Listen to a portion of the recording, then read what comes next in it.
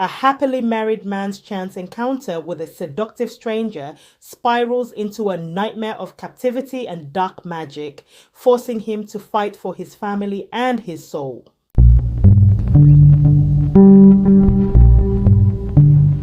Emeka was a man blessed. He had a loving wife, beautiful daughter, a fulfilling job as a senior engineer at a reputable oil company, and a comfortable life in Lagos. After a long day at work, he stopped by a high-end boutique determined to find the perfect gift. Emeka whistled happily as he stepped into the luxurious gift shop. It had been a great day. A recent contract had paid off handsomely, and he was eager to buy something special for his beloved wife, Adana. Her birthday was just 2 days away, and he wanted to surprise her with a gift that would make her eyes shine with joy. As he browsed through elegant jewelry, a soft melodic voice interrupted his thoughts. "Looking for something special?" Emeka turned and saw a woman standing beside him. She was strikingly beautiful, with eyes that seemed to hold a universe of secrets, and was dressed in a flowing red gown that shimmered under the store lights. Her skin glowed, and her dark, piercing eyes seemed to reach into his soul. Yes, he stammered, momentarily caught off guard. "I'm getting something for my wife." The woman smiled, a slow, knowing smile. "A lucky woman," she murmured. "But tell me, what do you think she would like most, beauty or devotion?" Emeka chuckled nervously. "Both, I suppose." She reached out and touched a necklace, her fingers grazing his hand lightly. A strange warmth coursed through his veins. "Let me help you choose," she whispered. The woman, who introduced herself as Isabella, possessed an aura of sophistication and allure. She guided Emeka through the boutique, her touch lingering on his arm as she pointed out exquisite pieces. She seemed to understand his taste perfectly, suggesting items that resonated with him more than he could explain. He felt an inexplicable connection with her, a sense of familiarity that was both comforting and unsettling. He found himself confiding in her, sharing details about his life and his love for Adana. Isabella listened intently, her eyes never leaving his. She complimented his dedication to his wife, subtly weaving in suggestions that he deserved a little indulgence for all his hard work. Before Emeka realized it, the conversation had drifted from birthday gifts to more personal matters. He felt a strange pull towards her, a magnetism he couldn't resist. He found himself captivated by her beauty, her charm, and the way she made him feel seen and understood. Emeka didn't know how it happened. One moment he was picking out a gift for Adana, and the next he was following the mysterious woman out of the shop. His body moved as though controlled by an unseen force, his thoughts clouded. "Where are we going?" he asked, his voice distant. "Home," the woman replied with a playful smile. The streets blurred past, and before he could make sense of anything, they arrived at a grand mansion, towering and eerie despite the bright evening sky. The iron gates creaked open on their own, and as they stepped inside, a sudden coldness wrapped around Emeka like an invisible chain. He hesitated, an uneasy feeling creeping over him. "I should get back home," he muttered, trying to turn away. The woman, now standing closer than before, cupped his chin and lifted his face to meet her gaze. Her eyes glowed faintly, and her lips curved into an enchanting smile. "Stay," she commanded. The moment she spoke, Emeka's mind emptied. The thought of Adana, of the daughter Grace, of his job, everything faded into nothingness. The only thing that remained was the mesmerizing woman before him. When Emeka woke up, he was in a grand bedroom with silk sheets beneath him and golden curtains swaying gently in the breeze. A thick scent of incense filled the air, making his head feel heavy. The door creaked open and the woman walked in, wearing a black velvet gown that shimmered in the dim light. She smiled as she approached. "Good morning, my love," she purred, sitting beside him. My love? Emeka frowned. Who are you? She chuckled, her voice soft yet commanding. I am Isabella, and you are mine now. A flicker of confusion crossed Emeka's face. There was someone he was supposed to remember. A woman, a child, but the thought slipped away like water through his fingers. You don't have to think about anything, Isabella whispered, running her fingers through his hair. Just relax. And so he did. Back at home, Adana paced the living room, her heart pounding. It was unlike Emeka to stay out all night without calling. She had tried his phone countless times, switched off. Where could he be? She whispered, her fingers gripping the edge of the couch. Mama, where is Daddy? Their 5-year-old daughter Grace asked, tugging at her mother's dress. Adana forced a smile, stroking her daughter's hair gently. He'll be back soon, my love. But deep inside, fear gnawed at her. Her mind raced with terrible thoughts. Had something happened to him? Was he in an accident? Kidnapped? Determined to find out, she picked up her phone and called his office. The response she received made her blood run cold. Madam, Emeka didn't come to work today. In fact, no one has seen him since yesterday. Adana's hands trembled. Something was terribly wrong. Emeka would never abandon her like this. She contacted his family and friends, but no one had seen him. She filed a missing person report with the police, but they had no leads. She felt helpless and desperate. She couldn't understand what had happened. Where was Emeka? Was he safe? The questions haunted her day and night. Days passed, though Emeka could not tell how many. Inside Isabella's grand mansion, time felt different. The air was thick with the scent of strange herbs, and the walls seemed to pulse with an eerie energy. He was given everything: rich food, luxurious clothes, even a golden wristwatch, but he wasn't allowed to leave. Every time he approached the massive doors, they wouldn't budge. The windows, though they showed the outside world, were impenetrable. He felt no desire to leave anyway, not until Isabella disappeared for hours at a time, leaving him alone. It was in those moments that faint memories tried to resurface. Flashes of a woman's laughter, a child's voice calling Daddy.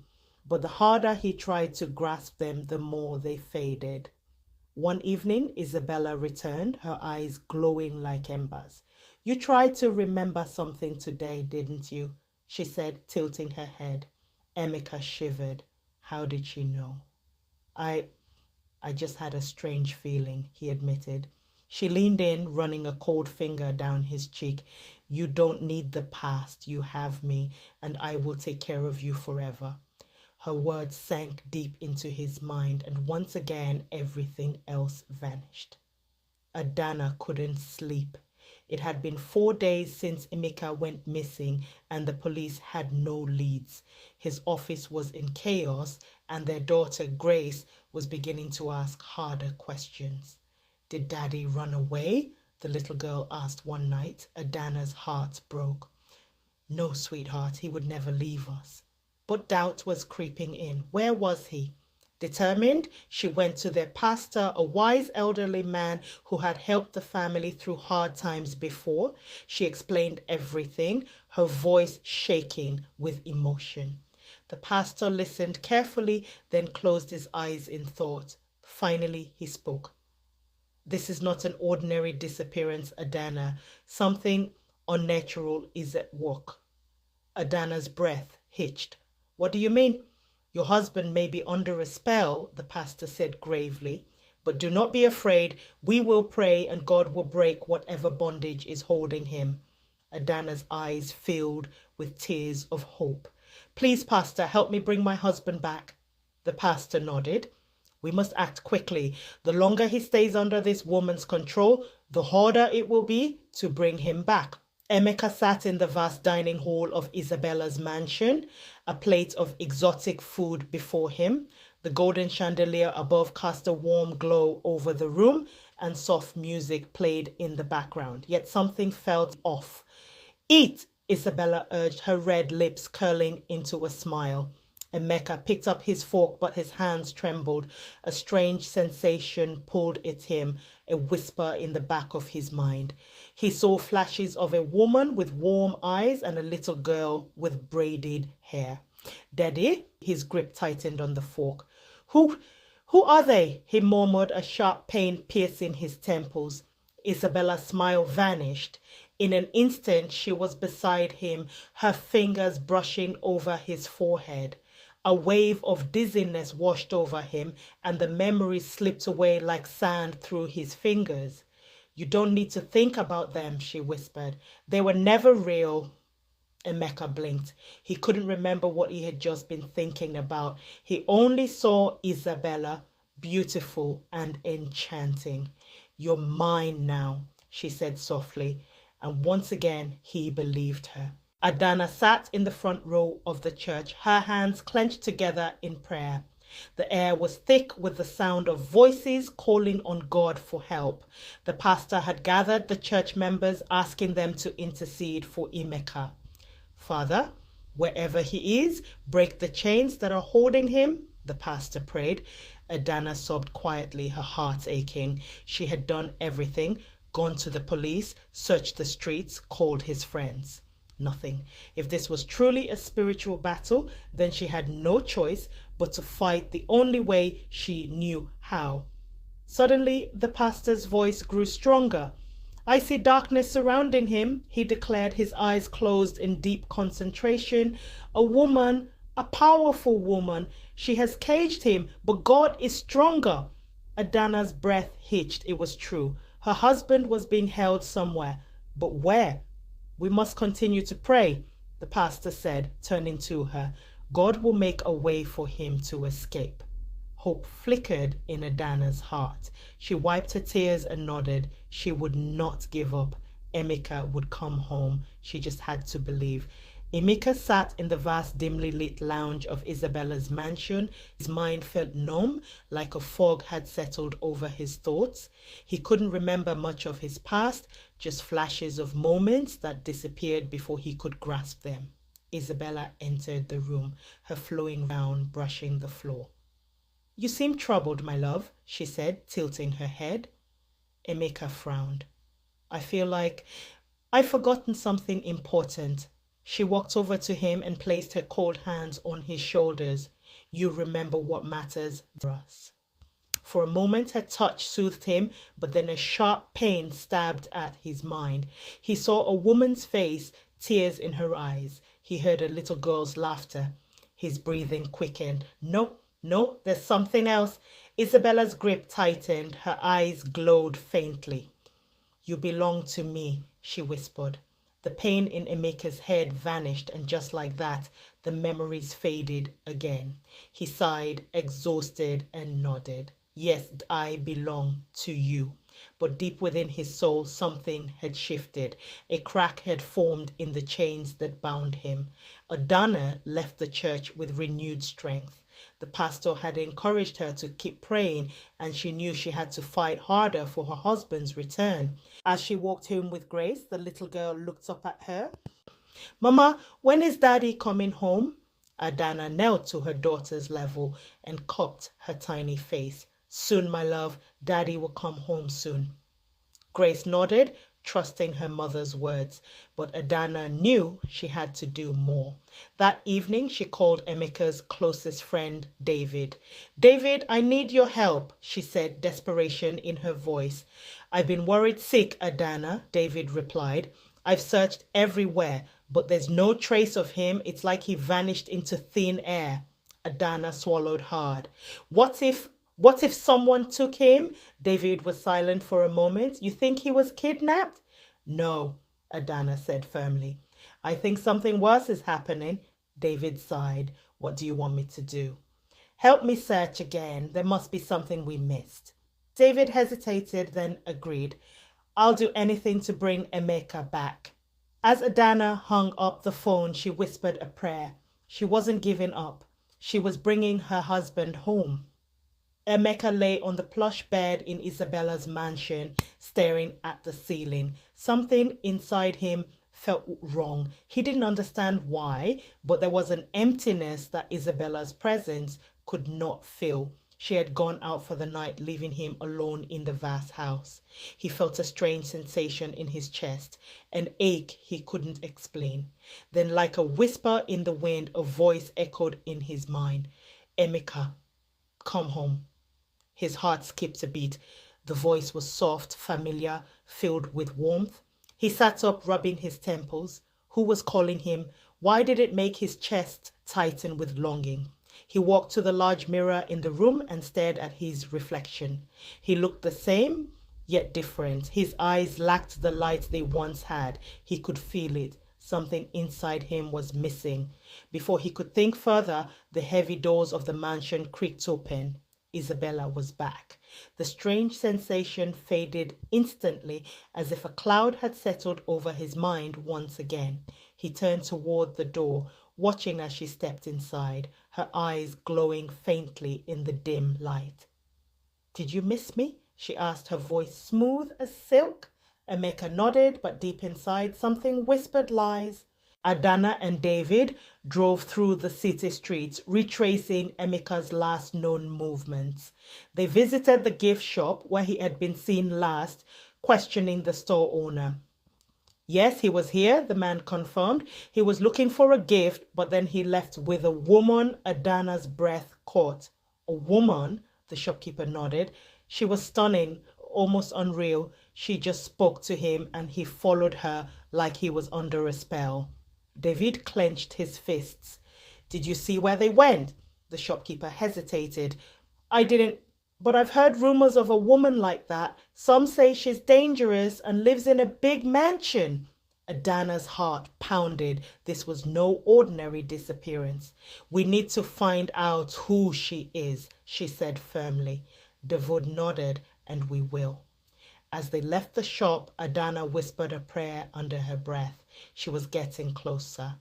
Emeka walked through the grand hall of the mansion, feeling the pull of something greater than himself.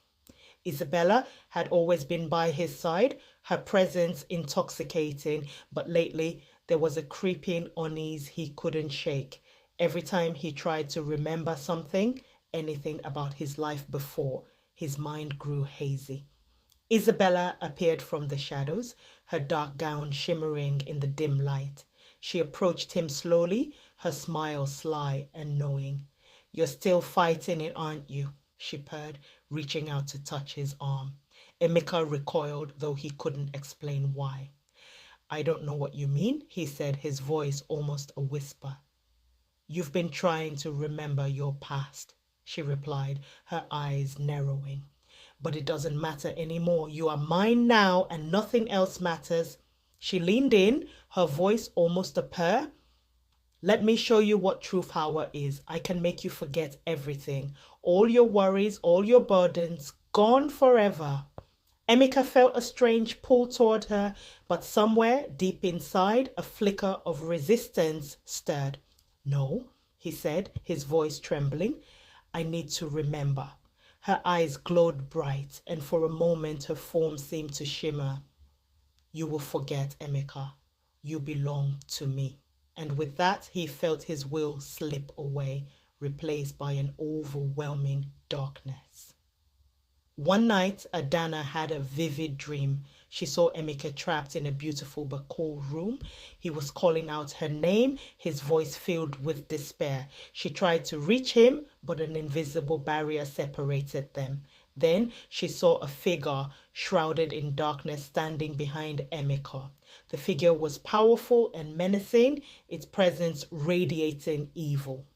Adana woke up with a start, her heart pounding. She knew that the dream was a sign. She knew that Emeka was in danger. She knew that she had to act quickly.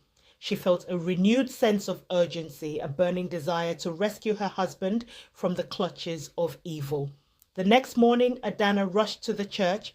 She told the pastor about her dream. her voice trembling with fear and hope. The pastor listened intently, his eyes filled with concern. He closed his eyes and prayed, seeking guidance from God.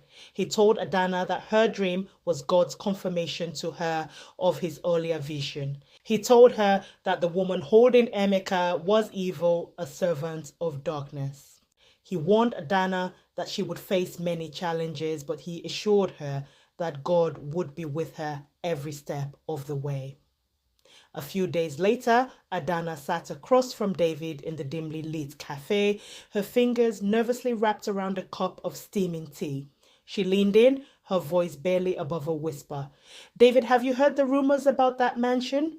People say no one who enters ever comes out, except for the men she discards like broken toys." She shuddered, shaking her head. "Even the police won't go near it. They're too afraid of what they might find or what might find them." David exhaled sharply, rubbing his hands together as if to shake off an invisible chill. "I know, Adana. I've heard the stories. Men walk in drawn by her beauty and wealth, but they never walk out unless she gets tired of them. And even then, they're never the same. Some say they come back haunted, their eyes empty, their minds shattered. Others, well, they just vanish." He glanced around cautiously, then leaned in closer. "Whatever dark power Isabella holds in that house, it's real. And if Emeka is trapped in there, we need more than just courage to get him out." Emeka, fueled by the rekindled memories of his family, began to plot his escape. He observed Isabella's routines, her habits, her weaknesses. He noticed that she often left the mansion for several hours, leaving him alone. He realized that this was his opportunity. He started to exercise, regaining his physical strength. He needed to be ready when the time came. He pretended to be compliant, to be under her spell, but inside he was plotting his freedom. He knew that Isabella was powerful, but he was determined to break free from her grasp. Isabella, despite her supernatural powers, had a weakness, her vanity. She reveled in Emeka's perceived adoration, believing that she had completely erased his past and replaced it with devotion to her. This arrogance made her careless. She became overconfident, believing that Emeka was completely under her control and would never attempt to escape. She began to leave him alone for longer periods, confident that he would not dare to betray her. She underestimated the power of love, the strength of family ties. She failed to recognize the flicker of defiance in Emeka's eyes, the growing determination in his heart. One afternoon, Isabella left the mansion as usual for a few hours. Emeka knew that this was his chance. He had been waiting for this moment. He quickly gathered a few belongings, including a tiny photo of Adana and Grace that he had found hidden away in a drawer. It used to be in his wallet, which was nowhere to be found. He clutched the photo tightly, drawing strength from the image of his loved ones. He went to the door, his heart pounding in his chest. He tried the handle, but it was locked. He searched the house for the key, but he couldn't find it. He felt a surge of panic, but he refused to give up. He remembered a window in the living room that Isabella sometimes left slightly ajar. Emeka rushed to the living room, his hope rising. He reached the window and carefully pushed it open. It was a tight squeeze, but he managed to squeeze through. He found himself on the fire escape, high above the city streets. He took a deep breath and began to climb down, his heart pounding with every step. He knew that Isabella would be furious when she discovered his escape. He knew that she would come after him, but he was determined to reach his family no matter the cost. He would not let her take him away from them again. Isabella returned to the mansion to find it empty. Emeka was gone. Her rage was terrifying. She screamed, her voice echoing through the empty rooms. She knew that he had broken free from her spell. She knew that he was going back to his family. She would not allow it. She transformed into her true form, a creature of darkness, her eyes glowing red with fury. She vowed to find Emeka and bring him back, even if she had to destroy everything in her path. She unleashed her dark powers, searching for him, her presence leaving a trail of fear and destruction. Emeka, exhausted and disoriented, stumbled through the streets of Lagos. He had no money, no phone, no identification. He was a ghost, a shadow of his former self. He clutched the photo of his family, the only tangible link to his past life. He didn't know where to go, who to turn to. He felt lost and alone. He remembered Adana's church, a beacon of hope in his memory. He decided to go there, praying that someone would recognize him, someone would help him. He walked for hours, his body aching, his spirit weary. Finally, he saw the familiar steeple in the distance. A surge of hope coursed through him. Adana was at the church praying for Emeka's safe return. She had spent countless hours there, seeking solace and guidance. She had just finished her prayers and was about to leave when she saw a figure standing in the doorway. She recognized him instantly. "Emeka!" she cried, her voice filled with relief and disbelief. She rushed towards him, her arms outstretched. "Adana," he whispered, his voice hoarse. Tears streamed down his face as he embraced her. "It's really you." "Yes, my love," she said, holding him tight. "It's me. You're home." The reunion was emotional and overwhelming. Adana and Emeka held each other close, tears of joy streaming down their faces. Their daughter, who had been staying with Adana's sister, rushed to her father's side, her face beaming with happiness. "Daddy!" she cried, jumping into his arms. Emeka hugged her tightly, his heart overflowing with love. He had returned. He was finally home. He looked at Adana, his eyes filled with gratitude and love. "Thank you," he whispered. "Thank you for never giving up on me." "I would never give up on you," she replied, her voice choked with emotion. "You're my husband, my life. I knew you would come back." At home, surrounded by his family and David, Emeka recounted his harrowing experience. He told them about Isabella, her seductive charm, her dark powers. He described the luxurious prison, the forgotten memories, the chilling realization of his captivity. Adana listened in horror, her heart aching for what he had endured. "She's evil," Emeka said, his voice trembling. "She's not human. She's a demon." Adana nodded, her eyes filled with understanding. "I know," she said. "The pastor told me. He said she was a servant of darkness." The next day, Adana and Emeka went to see the pastor. They told him about Emeka's escape and Isabella's pursuit. The pastor listened gravely, his face etched with concern. "She will not give up easily," he warned. "She will come after you. She will try to take you back." "We won't let her," Adana said, her voice filled with determination. "We'll fight her. We'll protect our family." "You must be strong," the pastor said. "She is powerful, but God is more powerful. Have faith and he will protect you." A few days later, Isabella appeared. She arrived at their home, her presence radiating darkness and fear. She stood at the door, her eyes fixed on Emeka. "You can't hide from me," she said, her voice cold and menacing. "You belong to me." Emeka stepped forward, his heart pounding in his chest, but his resolve firm. I don't belong to you," he said. "I belong to my family." "You're mine," Isabella shrieked, her eyes glowing red. She lunged at Emeka, her hand outstretched, ready to seize him. Adana stepped in front of Emeka, shielding him from Isabella's attack. She raised her hand. "In the name of Jesus Christ," she said, her voice strong and unwavering, "I command you to leave and never return."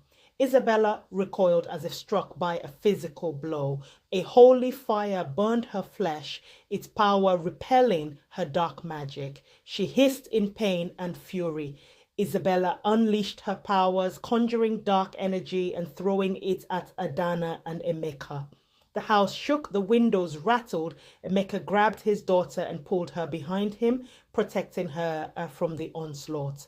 Adana continued to pray, her faith unwavering. She knew that God was with them, that he would protect them from evil. She closed her eyes and prayed for strength, for courage, for deliverance. As Adana prayed, a bright light filled the room. The light grew stronger, pushing back the darkness that Isabella had brought. Isabella screamed in agony, her powers weakening, her form flickering. "You cannot defeat me," she shrieked, but her voice lacked conviction. The light intensified, engulfing Isabella completely. She screamed one last time, a sound filled with terror and defeat, and then she vanished. The darkness dissipated, leaving behind only the light of God's presence. Isabella was gone. She had been defeated by the power of faith, the strength of family, and the unwavering love between Adana and Emeka. The house was quiet, the air cleansed of her evil presence. Emeka and Adana embraced, their hearts filled with gratitude and relief. They had faced the darkness and emerged victorious. They knew that they would never forget what they had endured, but they also knew that their love and faith had been tested and proven stronger than any evil. They had their family back, and that was all that mattered. They had learned the true meaning of love, faith, and the enduring power of good over evil. They had faced the enchantress of shadows and emerged into the light. The next Sunday, Emeka, hand in hand with Adana and Grace, walked through the church doors, a sense of profound gratitude washing over him. The familiar hymns filled the air, but this time they resonated with a newfound depth. His ordeal with Isabella had shaken him to his core, revealing a vulnerability he hadn't known existed. He realized that his spiritual life had been neglected, a weakness that had made him susceptible to the enchantress's dark influence. Now he felt a burning desire to reconnect with God, to build an unshakable foundation of faith that would protect him and his family from any future darkness. He knew that his brush with evil had been a stark wake-up call, a painful reminder of the importance of spiritual devotion. Proverbs 5:3-5. For the lips of a strange woman drop as an honeycomb, and her mouth is smoother than oil, but her end is bitter as wormwood, sharp as a two-edged sword. Her feet go down to death, her steps take hold on hell. That's the end of the story. Hope you enjoyed it. If you did, there are many other interesting stories on this channel that you would like. Don't forget to like, comment, share with loved ones, and subscribe to the channel. It is free. Thank you for watching. See you in the next video.